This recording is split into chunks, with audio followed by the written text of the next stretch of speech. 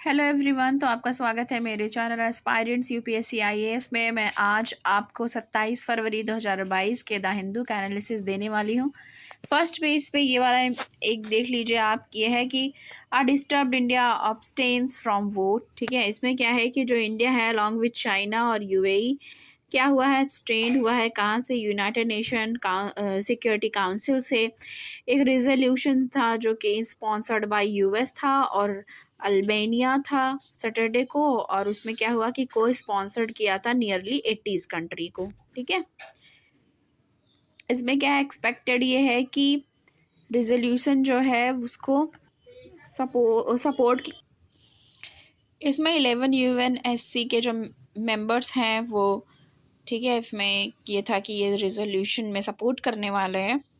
अब इसमें क्या है कि इंडिया का जो है वो डीपली डिस्टर्ब्ड हुआ है। रीसेंट टर्न जो है डेवलपमेंट यूक्रेन को लेके है कि इंडिया का जो यूएन परमानेंट रिप्रेजेंटेटिव है टीएस त्रिमूर्ति, ठीक है, उन्होंने क्या एक्सप्लेन किया है इंडियाज़ के वोट को लेके, तो उस चीज़ को लेके बताया गया है इसमें कि उसका क्या इम्पैक्ट रहा है।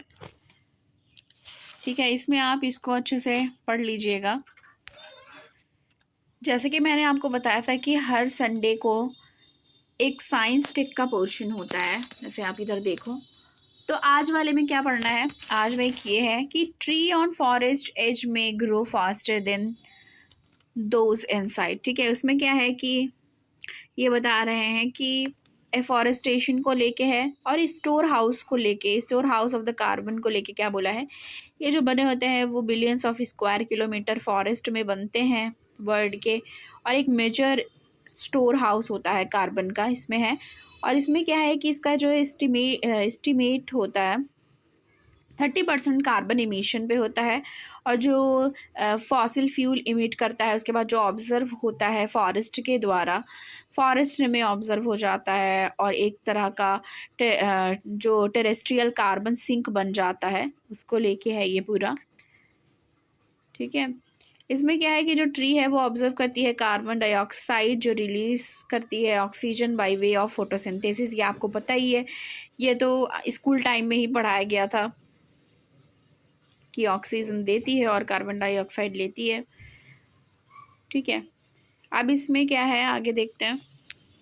दो पेपर पब्लिश्ड हुआ कहाँ पे, एक है peer reviewed global change biology में और दूसरा क्या है नेचर कम्युनिकेशंस में। ठीक है, और ये जो फाउंड हुआ है वो as tree grew faster than their country, उसके बारे में इसमें बात की गई है। इससे रिलेटेड दो पेपर पब्लिश्ड हुए हैं। ठीक है, नेक्स्ट देखिए, जो यूएस डिपार्टमेंट ऑफ एग्रीकल्चर और फॉरेस्ट इन्वेंट्री है और एनालिसिस प्रोग्राम है, उसमें क्या है कि उसमें ये मॉनिटर किया गया कि ट्री की साइज़ क्या है, ग्रोथ क्या है, और जो लैंड यूज़ हो रहा है अक्रॉस द कंट्री उसको बताया गया है। ठीक है, और ये जो एक टीम है उसने क्या किया है कि वो लुक आफ्टर किसने फॉरेस्ट को करिए, एक टाइप से 48,000 फॉरेस्ट प्लॉट जो है नॉर्थ ईस्ट यूनाइटेड स्टेट में उसको देख रही है। उससे रिलेटेड जो रिसर्च है, जो भी चीज़ें हैं उसको करके बता रही है, ऑब्जर्व कर रही है। ठीक है, उसमें ये है कि रफली क्या है 100 फीट अवे होते हैं ये एज से, जिन ट्री की बात की जा रही है। इंडिया के कॉन्टेस्ट में भी देख लीजिए कि India state of forest report जो है वो रिलीज़ हुआ था जनवरी में, और उसमें क्या फाउंड किया गया कि नियरली 28% ऑफ जो फॉरेस्ट कवर है आउटसाइड वो रिकॉर्ड किया है फॉरेस्ट एरिया को। अबाउट 12% ऑफ फॉरेस्ट क्लासीफाई किया गया है। कैसे किस जैसे क्लासीफाई उसको कैसे किया गया है कि एक तरीके से बहुत ही डेंस बताया गया है। जो डेंस है उसको भी, उसके बारे में भी इन्होंने क्लासीफाई किया है और अच्छे से एक्सप्लेन किया हुआ है जो रिपोर्ट उन्होंने तैयार की है। अब ये इसमें देखेंगे कि इंक्रीज़ हुआ है फॉरेस्ट कवर। ठीक है, 2019 से लेके 2021 तक के बीच में इंक्रीज़ हुआ है फॉरेस्ट कवर, और जो लेड हुआ है, क्या किस चीज़ को लेड किया है, लीड किया है growth outside the recorded area को, और इसको क्या बोलते हैं ओपन फॉरेस्ट। ठीक है, और मोर देन 10% काउंट किया है एज अ फॉरेस्ट। अब रोल ऑफ प्लांटेशंस क्या है, जो इकोलॉजिस्ट हैं एम मधुसूदन और टी.आर. शंकर रमन है। उन्होंने बोला है कि in one stroke just between 1999 and the 2001 this redefinition help raise India's forest cover by over 38,000 square kilometre. तो ये क्या बताना चाह रहे हैं यहाँ पे कि एक स्ट्रोक में, ठीक है, जो भी 1999 से लेके 2000 तक की जो चीज़ें हैं उसको रीडेफिनिशन किया है और बताया है कि कैसे इंडिया जो है वो फॉरेस्ट कवर के मामले में आगे रेस की है, बढ़ी है 38,000 स्क्वायर किलोमीटर। ठीक है, तो ये प्लांटेशन को लेके है। और प्लांटेशन को लेके आपने देखा होगा 2-3 साल पहले या 6-7 साल पहले से लेके बहुत ज़्यादा अवेयरनेस आई है कि प्लांट ज़्यादा से ज़्यादा करने चाहिए, जिससे बहुत ही बेनिफिट होगा। अब इसमें क्या है कि इन्होंने और क्या रिपोर्ट किया है कि कार्बन जो स्टॉक्स हैं प्लांटेशन में वो एक टीक और टीक है, और ये क्या है, यूकलिप्टिस के जो है प्लांट, एक टीक और एक यूकलिप्टिस के जो है उसको 30% to 50% क्या है इसमें lower than natural evergreen forest है। तो ये लोअर है 30 to 50% किस चीज़ के, नेचुरल एवरग्रीन फॉरेस्ट के। और ये है, ये जनरली लेस स्टेबल और रिजिलियंट होते हैं। ठीक है, less stable and less resilient. और आप इसमें देखोगे, इसमें ये भी मेंशन इन्होंने किया है इस आर्टिकल में कि ये मोस्टली मोनोकल्चर होते हैं, रेयरली ये इनके पास कैपेसिटी होती है सपोर्ट करने के लिए रिच बायोडाइवर्सिटी सिस्टम को। तो इस वाले में इतना इम्पोर्टेंट था जो आपको ध्यान रखने वाली बातें हैं। नेक्स्ट देखते हैं, FAQ करके एक पेज आता है संडे के दिन। तो आप ये देखोगे संडे के दिन एडिटोरियल वाला पेज नहीं दिख रहा है, इसमें साइंस टेक का दिख रहा है और इससे रिलेटेड दिख रहा है। इसमें आपको ये पढ़ लेना है, रोल ऑफ MIIS। ठीक है, इसमें बता रहे हैं how relevant are market infrastructure institution to the economy. ठीक है, why is regulations are critical, मतलब ये बता रहे हैं कि रेगुलेशंस इसके जो हैं वो क्रिटिकल कैसे हैं। ठीक है, और क्या रेलिवेंट है, ठीक है, क्या इंपॉर्टेंस है मार्केट इंफ्रास्ट्रक्चर इंस्टीट्यूशंस के। ठीक है, इससे रिलेटेड है ये। अब इसमें देखो ये चीज़ याद करने वाली बात है कि इन्होंने एक लिखा है कि नेशनल स्टॉक एक्सचेंज से रिलेटेड बात कर रहे हैं कि नेशनल स्टॉक एक्सचेंज है जो कंट्री की लार्जेस्ट इक्विटीज़ और डेरिवेटिव्स जो है एक्सचेंज को लेके। तो क्या है, उस अर्लियर दिस मंथ क्या हुआ कि फाइंड वॉल लेग्जिटी है गवर्नेंस की परटेन करने के लिए एक्शंस को, कब का कि जो इनका टेन्योर है उसके दौरान। ठीक है, फॉर्मर MD और CEO हैं चित्रा रामकृष्ण। ठीक है, और एक मार्केट रेगुलेटर आपको पता है सेबी के बारे में। इकोनॉमिक स्टूडेंट जो ऑप्शनल है वो भी जानते होंगे, और जो GS पढ़े हैं इंडियन इकोनॉमी, उन्होंने भी सेबी से रिलेटेड तो ज़रूर पढ़ा होगा। सेबी का फुल फॉर्म भी सबको पता होगा, securities and exchange board of India है। ठीक है, अब क्या हुआ है कि पास किया है सेबी ने 190 पेज ऑर्डर। ठीक है, 190 पेज का ऑर्डर पास किया गया है सेबी के द्वारा, और उसमें क्या है कि सैंक्शन किया गया है NSE को, नेशनल स्टॉक एक्सचेंज को।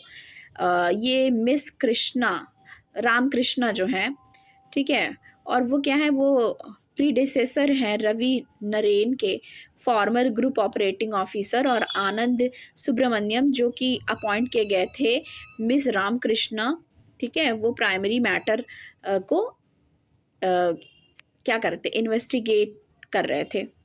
प्राइमरी मैटर जो है वो इन्वेस्टिगेशन पे है।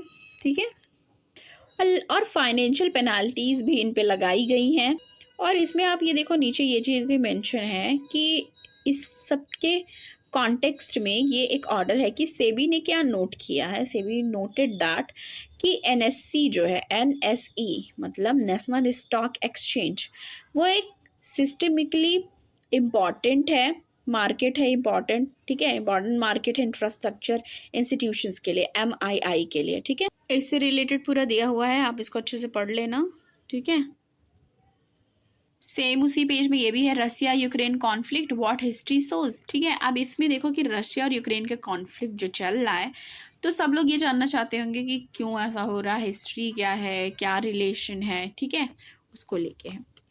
अब इसमें ये देखो कि इसमें एड्रेस जो किया था नेशन को जो है व्लादिमीर पुतिन जो है 21 फरवरी को उन्होंने एड्रेस किया नेशंस को। उन्होंने क्या अनाउंस किया, अपना डिसीजन, ठीक है, रिकॉग्नाइज करने के लिए दो ब्रेक वे को रिपब्लिक ऑफ यूक्रेन को, ठीक है, जो यहाँ दो इन्होंने बताया हुआ है, डोनेट्स्क एंड लुहांस्क, ठीक है, एज अ इंडिपेंडेंट स्टेट, ठीक है, जो कि एक टर्न आउट है प्रील्यूड जो रशियन, ठीक है, रशियन जो इवेंचुअल मिलिट्री ऑपरेशन है उस रीजन में, उस चीज़ के लिए। अपनी स्पीच में जो ये हैं पुतिन जी हैं, उन्होंने क्या किया कि ब्लेम किया सोवियत लीडर को और स्पेशली लेनिन को। बोला कि लीडर ऑफ 1917 बोल्शेविक जो रिवॉल्यूशन था, किस चीज़ के लिए था, disintegration of what he called historical Russia. आपको पता ही है पहले यूएसएसआर था, फिर उसका डिसइंटीग्रेशन हुआ, रसिया अलग हुआ, ये सब आप आईआर में आपने पढ़ा होगा। जिसका optional subject political science plus IR है उन्होंने भी ज़रूर पढ़ा होगा, और अगर जीएस में भी आप आईआर सब्जेक्ट तो है ही उसका, उसमें भी आपने इससे रिलेटेड पढ़ा होगा। तो अब यही वो बोल रहे हैं कि उनको वो ब्लेम कर रहे हैं सोवियत लीडर को, और उन्होंने क्या बोला कि लेनिन का जो आइडिया है building the country on the principle of autonomisation, ठीक है, वह बोला कि the right of self determination up to the secession. अब इन्होंने ये भी बोला है कि इवेंचुअली क्या हुआ कि इस सब चीज़ों से union of Soviet socialist Republic जो यूएसएसआर है वो फाल कर गया, मतलब ये चीज़ें वर्क नहीं करी। और वो ये भी बोल रहे हैं कि जो लेनिन का प्रिंसिपल ऑफ स्टेट डेवलपमेंट है, नॉट जस्ट अ मिस्टेक, वो एक मिस्टेक नहीं है बल्कि वर्स देन मिस्टेक, मतलब गलती से भी बड़ी गलती है। ऐसा कि एक गलती है, ये बोल रहे हैं कि गलती से भी बड़ी गलती है, वर्स देन मिस्टेक, मतलब गलती क्या, उससे भी ज़्यादा बढ़ के है, ये बोल रहे हैं। अब ये बोल रहे हैं कि ये जो है ये क्लियर ही हो गया था dissolution of Soviet union in 1991, और बता रहे हैं कि जब सोवियत यूनियन का जो डिसोल्यूशन हुआ था 1991 में, उसके बाद ही ये पता चल गया था। ये कौन बोल रहे हैं, मिस्टर पुतिन। अब इनकी ये पूरे स्पीच से जो उन्होंने एड्रेस किया नेशन को, ये बात पता चल रही है कि पुतिन जो है उनका मेन ग्रीवेंस जो है वो किस बात को लेके है कि कोलैप्स ऑफ सोवियत यूनियन, की मतलब जो कोलैप्स हुआ सोवियत यूनियन का उसको लेके है, ना कि कम्युनिस्ट सुपर पावर को लेके, but as a geopolitical entity को लेके है, ठीक है। तो ये चीज़ आपको जाननी ज़रूरी थी। अभी आप पूरा इसको अच्छे से एक एक चीज़ पढ़ लेना। सॉरी मैं आज आपको उतना अच्छे से एक्सप्लेन नहीं कर पा रही हूँ क्योंकि आज कुछ काम था। अब ये देखो, ये वाला भी मैं आपको बता दे रही हूँ। इसमें क्या है कि यूक्रेन इनिशियली क्या था, एक न्यूट्रल फॉरेन पॉलिसी उसने अप्लाई थी। तो यूक्रेन किसी की तरफ नहीं था, किसी का अलाई नहीं था, वो बस एक न्यूट्रल फॉरेन पॉलिसी को अपनाता था। पर क्या हुआ कि नेटो जो है, ठीक है, नॉर्थ अटलांटिक ट्रीटी ऑर्गेनाइजेशन, उसने ऑफर किया मेंबरशिप 2008 में, यूक्रेन को मेंबरशिप ऑफर किया। अब ये क्या हुआ, हिट टाइज विथ मॉस्को। इससे क्या हुआ कि इनकी जो टाइज थी मॉस्को के साथ, उस चीज़ को धक्का लगा, यू कैन से, या हिट हुआ या हर्ट हुआ, ठीक है।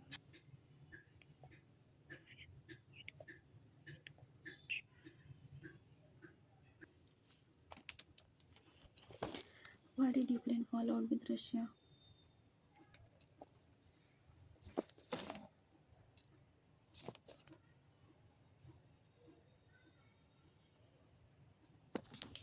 तो ये पूरा ये सारा इसी चीज़ को लेके है कि कैसे, अभी देखो हेडिंग देखो ये कि what was the contest of USSR collapse, कि क्यों ऐसा हुआ, यूएसएसआर कोलैप्स कर गया, ठीक है। इसके बारे में पूरा आपको पढ़ लेना है। इसमें आपको ये सभी पता चलेगा जो प्रोटेस्ट हुआ हंगरी में, ईस्ट जर्मनी में, बुल्गारिया में, ठीक है, और उसके बाद रोमानिया में, सारी चीज़ों को लेके है, ये आप अच्छे से पढ़ लीजिएगा। और अगर जैसे कुछ लोग हैं बिगिनर हैं, उनको नहीं समझ में आ रहा है, वो नहीं समझ पा रहे क्या पढ़ना है क्या नहीं, यूएसएसआर ये सब, तो आपको पहले एनसीईआरटी पढ़नी है। फिर एनसीईआरटी आप जब पढ़ोगे उसके बाद आप जब आईआर पढ़ोगे, तो धीरे धीरे आपको चीज़ें समझ में आएगी। एक दिन मैं बिगिनर जो हैं, जो पढ़ा अभी स्टार्ट करने वाले हैं अपनी प्रिपरेशन, उनके लिए भी बताऊंगी कि आपको स्टार्ट कैसे करना है। ठीक है, उसके बाद ये क्या है कि how did the Soviet disintegration unfold, कि कैसे डिसइंटीग्रेशन क्या हुआ, क्या सिचुएशन थी। उसके बाद ये है what are Russian equation with the former Soviet Union, कि रशिया का फॉर्मर सोवियत यूनियन के साथ कैसा रिलेशन था। ठीक है, इसके बाद क्या है why did Ukraine fall out with Russia, Ukraine का रशिया के साथ क्या चीज़ें थी जो जिसके बाद सारी चीज़ें खराब हो गई। ठीक है, अब नेक्स्ट देखते हैं did NSE give preferential access to some brokers. ठीक है, ये हेडिंग है, इसमें क्या है are there loopholes in the trading system that may be manipulated, where what are SEBI's guideline on co location. ठीक है, अब इसमें आप ये देखो जो इशू है को लोकेशन को लेके, वो जो है वो लाइमलाइट में फिर से एक बार आई हुई है। ठीक है, जो लेटेस्ट ऑर्डर जो आया है market regulator sanctions formal national stock exchange के तरफ से, MD और CEO हैं जो चित्रा रामकृष्णा के डिसीजन को लेके कि जो उन्होंने लिया है और एलिज किया है इन्फ्लुएंस है जो मिस्टीरियस योगी। ठीक है, और ये कब है कि जो February 11 को ऑर्डर आया, ये हुआ कि जो security and exchange board of India SEBI है ऑब्जर्व किया दैट की जो फैक्ट है, ठीक है, रामकृष्ण हैव के चीज़ों को लेके कि जो कॉन्फिडेंशियल और इंटरनल NSE जो इंफॉर्मेशन था वो एक अननोन पर्सन लाइमलाइट में आया जब रेगुलेटर्स प्रूफ का जो को लोकेशन मैटर सामने आया, तो उसमें एक अननोन पर्सन भी सामने आया, तो उस चीज़ को है। और सेबी ने क्या किया, पास किया है फर्स्ट ऑर्डर जो है उनका एजुकेटिंग को लोकेशन केस जो अप्रैल 2019 में हुआ। और तब क्या हुआ कि उस समय ये हुआ कि फाइंड मतलब किया गया था NSE को सम ऑफ 6 to 5 करोड़ का। और रेगुलेटर्स जो है उस टाइम उन्होंने क्या किया था, बैंड किया था OPG सिक्योरिटीज़ को और 3 डायरेक्टर और सिक्योरिटी को कितने टाइम के लिए, मार्केट के लिए 5 ईयर्स के लिए, 5 सालों के लिए, और इम्पोज किया गया था फाइन उन पे 15 करोड़ का। ठीक है, ये मामला है। मैंने आपको इंट्रो तो बता दिया है, इसमें आप अंदर एक्सप्लेनेशन अगर इसके बारे में और जानना चाहते हैं क्योंकि आपको नहीं पता और आप बिगिनर हैं तो आप ज़रूर देखें, क्योंकि सेबी से रिलेटेड क्वेश्चन आता है और जो NSE है उससे भी रिलेटेड क्वेश्चन आता रहता है एग्ज़ाम में। नेशनल स्टॉक एक्सचेंज से रिलेटेड भी, सेबी से रिलेटेड भी, इंडियन इकोनॉमी में GS में भी आता है, और जो ऑप्शनल अपना इकोनॉमिक्स लेना चाहते हैं उनके लिए भी ज़रूरी है मेंस के पर्सपेक्टिव से। आगे देखते हैं। और कोई ये नहीं सोचिएगा जो बिगिनर होंगे कि बस द हिंदू ही पढ़ना है, इससे ज़्यादा कुछ नहीं पढ़ना। नहीं, आपको द हिंदू किस लिए है कि आपका बेस क्लियर होगा। और हमेशा UPSC क्या करती है कि डायनामिक और स्टैटिक्स, ठीक है, डायनामिक और स्टैटिक दोनों को अप्रोच करती है साथ में, तब जाके आपको ऐसे ही रहता है कि आप क्वेश्चन को सही से कर पाओगे। तो इसके लिए द हिंदू करंट अफेयर के लिए बहुत ही बेस्ट रिसोर्स है। ठीक है, उसको आपको पढ़ना चाहिए। आगे देखते हैं। नेक्स्ट पेज पे है ये where leaders brainstorms on threat to peace। ठीक है, the latest edition of MSC a week ago assumed significance at is was there that Ukrainian president appealed for help ahead of Russian invasion। तो बस इसमें Russian invasion को लेके है, क्या किया रशिया ने, यूक्रेन का क्या मूव था। ठीक है, और यहाँ पे MSC जो है वो इमर्ज हुई है as a top destination for the world leader and grouping such as squad के लिए। तो ये सारी चीज़ें आपको अच्छे से पढ़ लेनी है। नेक्स्ट ये है the man of economic sutras. ठीक है, इसमें क्या है, he left finance ministry for bigger role in economic advisory councils to PM। ठीक है, इसके बाद ये जो है इसमें आपको क्या ध्यान देना है कि after 5 year as principal economic adviser to finance ministry of finance, Sanjeev Sanyal जो हैं उनको अभी अपॉइंट किया गया है as a full time member of economic advisory council. ठीक है, प्राइम मिनिस्टर के, तो उसको बोलेंगे EACPM। नियरली 2 डिकेड इनको एक्सपीरियंस है फाइनेंशियल सेक्टर का, ठीक है। दो दो डिकेड, 2 दशकों से इनको एक्सपीरियंस है, ठीक है। और ये भी है कि मिस्टर सान्याल जो हैं वो ग्लोबल स्ट्रैटेजिस्ट और मैनेजिंग डायरेक्टर भी रह चुके हैं। कब तक? 2015 तक, ठीक है, ड्यूट्से बैंक के। और इन्होंने पढ़ाई जो है वो Shri Ram college of commerce Delhi से की है। इसके बाद वो ऑक्सफोर्ड यूनिवर्सिटी चले गए फर्दर पढ़ाई करने के लिए। जो ये मिस्टर सान्याल है उन्होंने क्या किया है कि अपना इंस्ट्रूमेंटल इन प्रिपरेशन जो है, जो तैयारी की हुई है, उन्होंने प्रिपरेशन की हुई है वो इकोनॉमिक्स सर्वे 21-22 को लेके, ठीक है, उन्होंने की है इस बार। और जो मिस्टर सान्याल है वो जो उनका कन्वर्सेशन है जो इलियारा कैपिटल चीफ इकोनॉमिस्ट गरिमा कपूर के साथ सितंबर में हुआ था 2021 में, उसमें उन्होंने जो बात की है वो है कि जो कंट्री की इकोनॉमी है उसको वो क्या करेंगे, वो जो चैलेंजेस हैं उसको वो सप्लाई कॉन्स्ट्रेंट, मतलब वो पूरा प्रयास करेंगे कि वो चीज़ें वो इकोनॉमी को और आगे ले जा सकें और अच्छे से काम कर सकें। तो इसमें यही है बेसिकली ये बताने के लिए कि ये एक economic advisory council to PM, मतलब इनको बना दिया गया है। और क्या है क्या नहीं इनके बारे में, इनको द मैन ऑफ इकोनॉमिक सूत्रास कहा जाता है। तो ये वाला याद करने लायक बातें हैं कि द मैन ऑफ इकोनॉमिक सूत्रास कहा जाता है इन्हें। आज के लिए इतना ही है। अगर आपको मेरा ये एनालिसिस अच्छा लगा हो तो प्लीज़ लाइक करिए, चैनल को सब्सक्राइब करिए और ज़्यादा से ज़्यादा शेयर करिए। Thank you.